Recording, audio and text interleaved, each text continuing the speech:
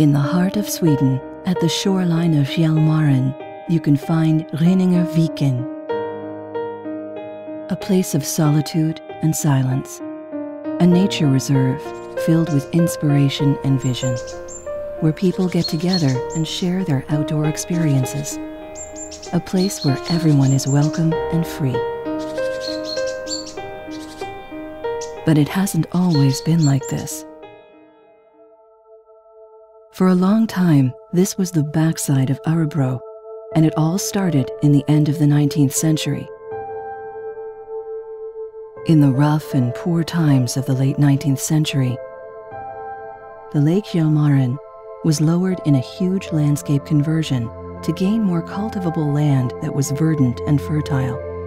The lake, which was in accession with Örebro city, was reduced by 2 meters, and as it sank, Örebro lost its lake and was no longer a seaport. All the newfound land wasn't fertile. Rynningeviken gave bad harvests, became overgrown, and ended up as a large military training area.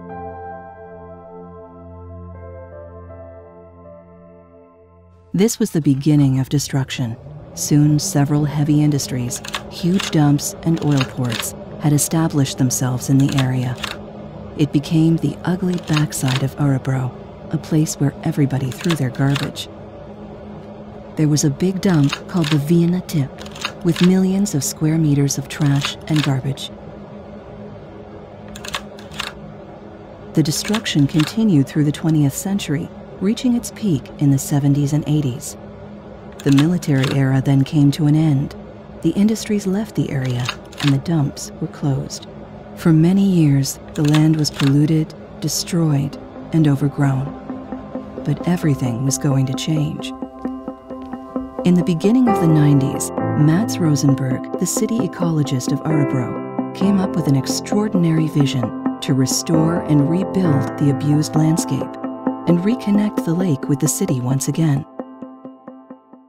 Well, it started as a vision, and in fact it started during economic depression around 1992-93 here in Sweden.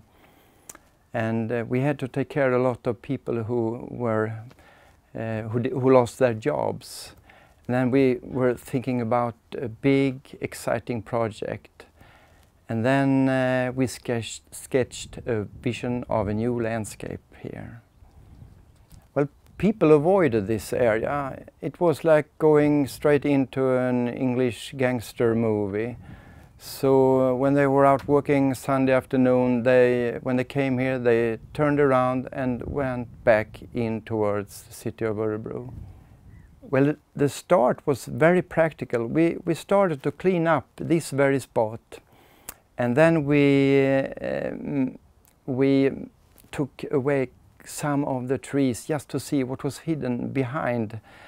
And then we realized, oh, here is maybe one of the nicest spots in Örebro. We have to show the whole city what's hidden behind what they saw then. So that was the very start. A lot of practical work. Well, it has been a lot of problems, small and big, and we had to solve them while we were working. There was really no good guidebook how to create a new landscape or anything like that. We had to do this on ourselves. The vision was laid out, the plans took form, and the transformation began.